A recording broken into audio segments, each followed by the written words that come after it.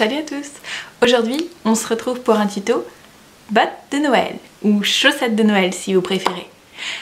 Elle sera idéale pour mettre au-dessus de votre cheminée et à l'intérieur, vous pourrez y mettre des friandises pour vos enfants et vos proches, les petits et les grands, bien entendu. Je vous montre tout de suite à quoi elle ressemble. C'est une petite chaussette de Noël où vous pourrez y mettre toutes les gourmandises que vous souhaitez pour les petits et les grands, comme je vous disais. J'espère que ce tuto va vous plaire. J'ai voulu faire un tuto couture cette fois-ci parce que je pense que c'est un cadeau idéal à offrir. Vous pouvez créer cette petite chaussette et y mettre tout ce que vous souhaitez à l'intérieur. Par exemple, un masque fait maison avec du gel hydroalcoolique ou bien des gâteaux et des bonbons pour les gourmands que vous aurez fait vous-même. Ou même pour quelqu'un qui aime les jouets, lui mettre un petit jouet à l'intérieur. Et pour vos animaux, ne les oubliez pas, vous pouvez leur mettre une tonne de friandises. Donc c'est parti, je vous montre comment réaliser ce petit tuto. Pour ce tuto, vous aurez besoin de tout ça. Donc le patron, je vais vous expliquer comment le faire. Donc il vous faudra 2 feuilles, du scotch, une règle, un crayon, des ciseaux, donc des ciseaux pour couper le tissu et des ciseaux pour couper le papier. C'est très important d'ailleurs. Sachez qu'il ne faut pas utiliser le ciseau à tissu pour couper le papier, sinon ça va l'abîmer et automatiquement il faudra de nouveau le limer. Donc des tissus différents. J'ai choisi un tissu qui m'a fait penser à Noël, avec des petites maisons enneigées. Puis un tissu blanc satiné, c'est des chutes que j'avais à la maison. Et j'ai trouvé ça, peut-être que j'arriverai à l'intégrer dedans. Donc le patron il est là, c'est super simple à faire. Vous allez coller 2 feuilles A4 ensemble, puis réaliser un rectangle de 18 par 29. Et ensuite à la jointure, on va utiliser un bol qu'on a tous chez soi, qui est au fond là-bas, pour réaliser l'arrondi.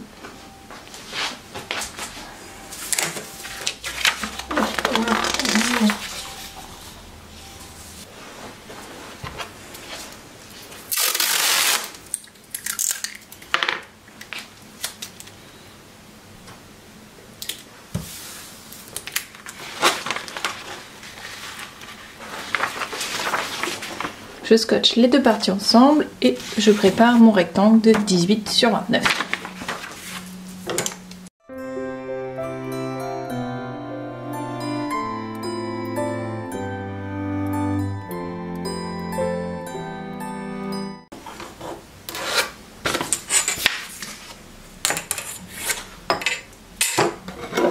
Une fois mon rectangle terminé, je prends un bol. Je pense que tout le monde a ce genre de bol chez soi, hein, peu importe lequel.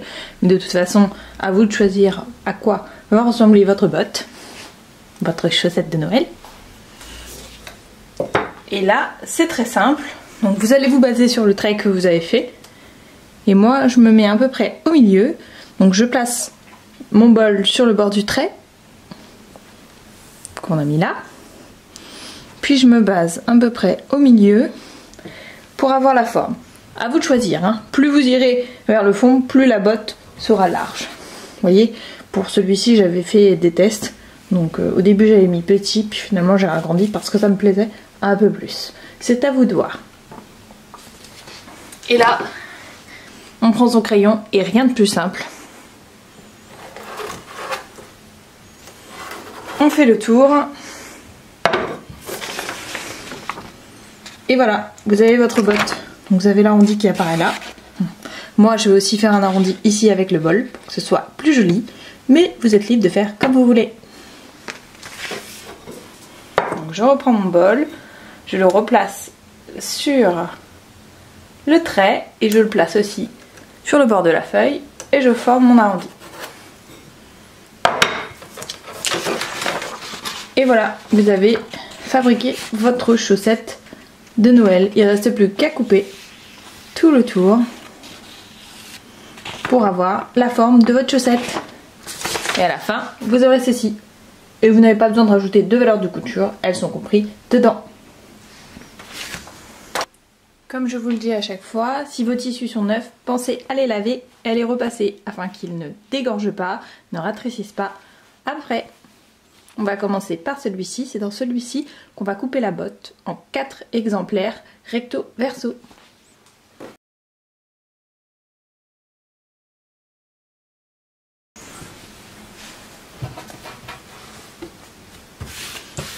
J'ai plié le tissu en deux et je vais placer ma première botte.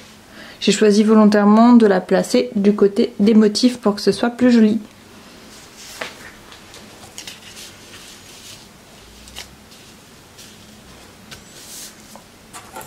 Pensez au droit fil. Bon là c'est très simple hein, vu que ici vous êtes droit et ici vous êtes droit, vous pouvez vous passer sur le droit fil directement ici. Et la pliure va vous servir de repère. Donc je me mets à 3 cm. Et là, je vérifie, donc là, je remonte un petit peu. Et je suis à 3 cm. Bon après vous pouvez vous mettre bien plus près, hein. Là c'est mon avis personnel. Et là, on épingle tout.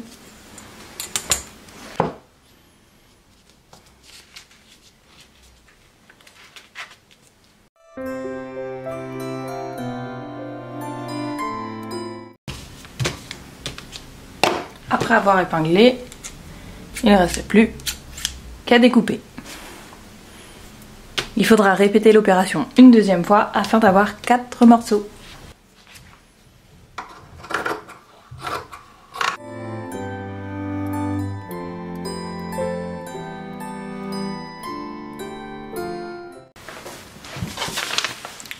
La première partie, donc mes premières chaussettes, fois 2 et encore fois 2. Je passe au deuxième tissu. Évidemment, la partie brillante, ce sera à l'intérieur. Hein, et la partie non brillante, ce sera l'extérieur.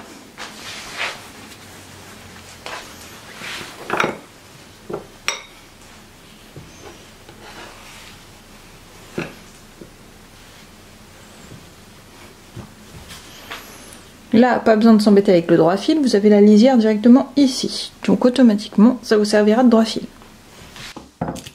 Je mets quelques épingles, histoire que ça glisse pas.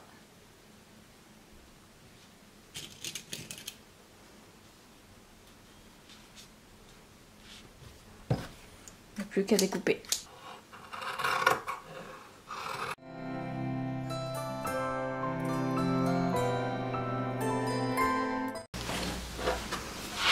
Et voilà, le haut de la chaussette est prêt.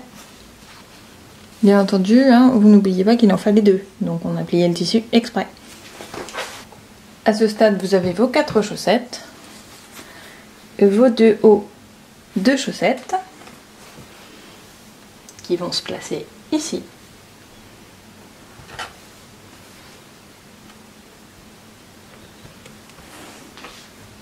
Et maintenant, on va passer aux étapes couture. Je vais d'abord épingler les 2 bottes pour faciliter la couture par la suite.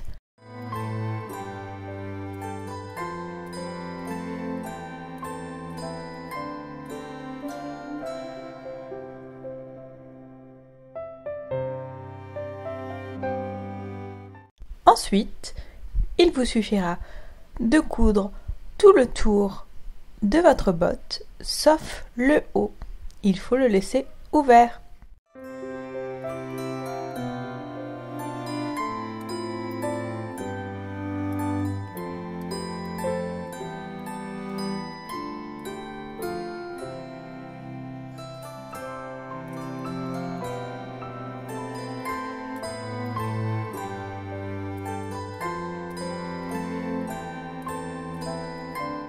Arrivé à cette étape, il faudra cranter le milieu. Ne pas aller jusqu'à la couture, mais assez profond pour que quand on retourne le tissu, ce soit beaucoup plus facile.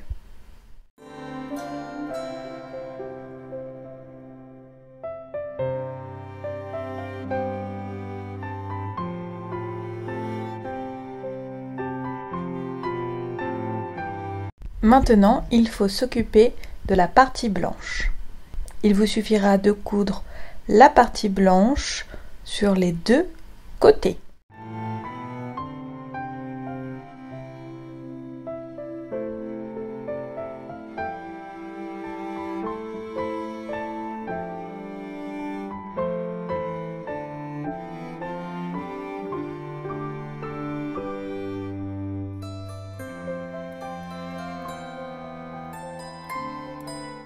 prendre la partie blanche que vous avez découpée,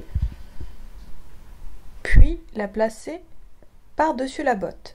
Il faudra placer couture contre couture et n'hésitez pas à ouvrir vos coutures pour éviter le surplus de tissu. Vous épinglez bien le tout et après, il ne vous restera plus qu'à coudre les deux parties ensemble.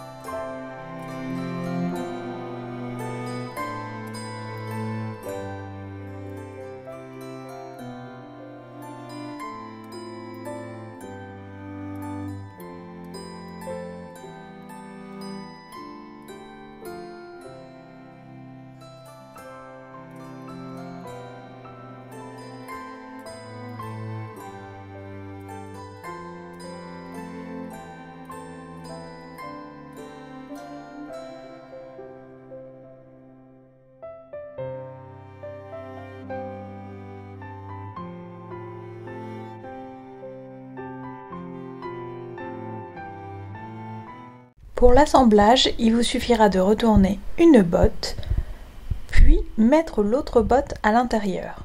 Attention, pensez à la mettre dans le bon sens, ce serait dommage que le pied ne soit pas du bon côté.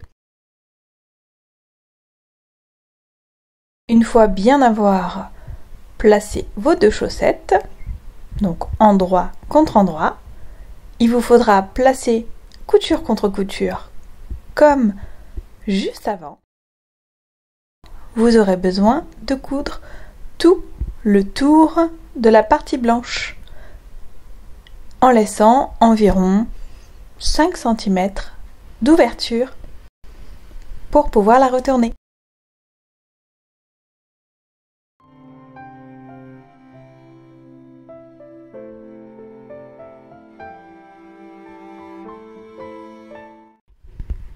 Retournez votre tissu, vous aurez alors deux morceaux de bottes qu'il faudra ensuite rentrer l'une dans l'autre.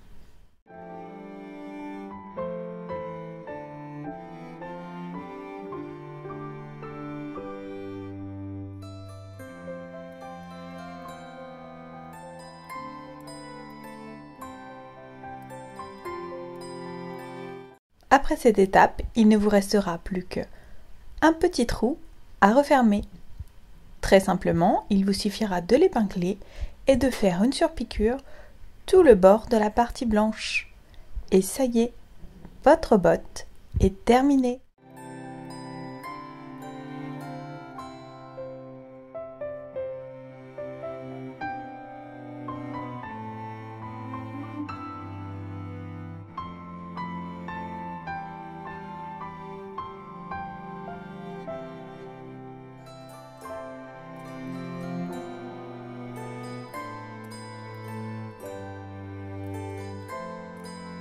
Vous pouvez choisir l'option de garder votre botte telle qu'elle ou, comme je vous le montre par la suite, replier afin qu'elle ait un joli revers. C'est à vous de voir.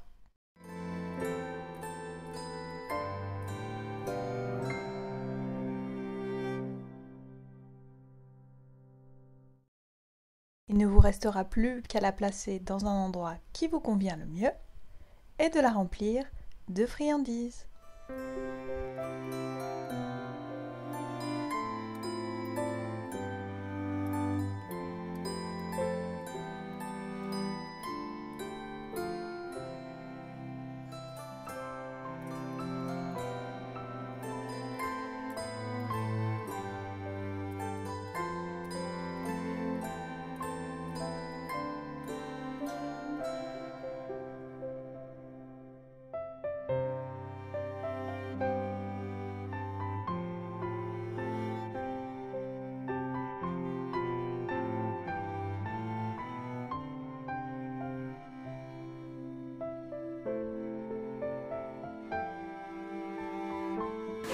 Voilà, c'est la fin de la vidéo. Je vous reprends pour vous faire de gros bisous et surtout, j'espère que ma petite annonce vous a plu. Je vous ai présenté notre nouveau chat, Kero. Je vais vous en parler un peu plus en détail maintenant et je vais vous dire comment Kero est arrivé à la maison. Évidemment, avant tout, je vais faire un petit disclaimer. Un animal n'est pas un cadeau de Noël. On ne l'achète pas à Noël pour l'abandonner l'été d'après parce qu'on veut partir en vacances. Sachez que c'est très important. Je sais que ma communauté sait très bien ce genre de choses, mais je préfère le rappeler. Donc, pour en revenir à notre cher Kero, Kero a actuellement 3 mois, c'est une jeune femelle de couleur noire. Nous avons décidé d'adopter Kero en passant par une association qui s'appelle La Patte de l'Avenir. Elle est différente de celle dont je fais partie, la Rembrandt Association, mais toutes les deux prônent l'adoption des animaux et le bonheur des chats. Je vous mettrai en barre d'infos mon association et l'association où j'ai adopté Kero. J'ai eu un coup de cœur pour notre petite Kero, donc je suis passée par cette association. Évidemment, il y a plein d'autres associations sur Reims. Après, moi j'ai mes coups de cœur, j'ai vu Kero, c'est elle qui m'a plu, alors j'ai voulu l'avoir avec nous. Pour passer via une association, c'est assez important. Donc c'est simple, mais il faut passer par plusieurs étapes. D'abord, vous allez devoir remplir un petit questionnaire de questions que va vous envoyer l'association pour voir si vous pouvez convenir ou non à une adoption.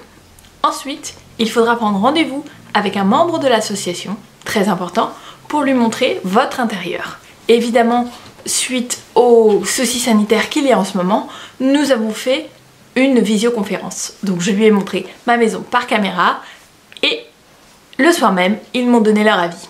Par chance, l'adoption a été validée le soir même de la visioconférence. J'étais ravie. Je suis allée finaliser tout ça en signant un contrat avec l'association et en payant les frais de vétérinaire qui avaient été engagés, c'est-à-dire la puce, le vermifuge, le dépuçage et le premier vaccin. Ça m'a coûté 110 €. C'est un forfait. Grâce à eux, évidemment, on paye beaucoup moins cher et ça leur permet aussi de pouvoir faire survivre leur association. Ils m'ont proposé aussi un bon pour la stérilisation que j'ai accepté car elle est beaucoup moins chère. Donc j'ai validé le bon de la stérilisation qui sera de 70 € pour ces 6 mois. Il me suffira d'aller dans la clinique vétérinaire qui est partenaire de l'association pour la faire stériliser. Bien entendu, si vous ne souhaitez pas prendre le bon, vous pouvez tout à fait le refuser et faire les choses à votre façon. Comme elle était déjà pucée, j'ai eu juste à avancer les frais de la puce et évidemment du vaccin. Voilà, j'ai voulu vous en dire un peu plus, je pense que c'est important. Il y a des personnes qui souhaitent parfois adopter mais qui ne savent pas comment faire. Et voilà les démarches qu'il y a à suivre pour faire une adoption. Ce n'est pas difficile, il faut juste être un peu patient.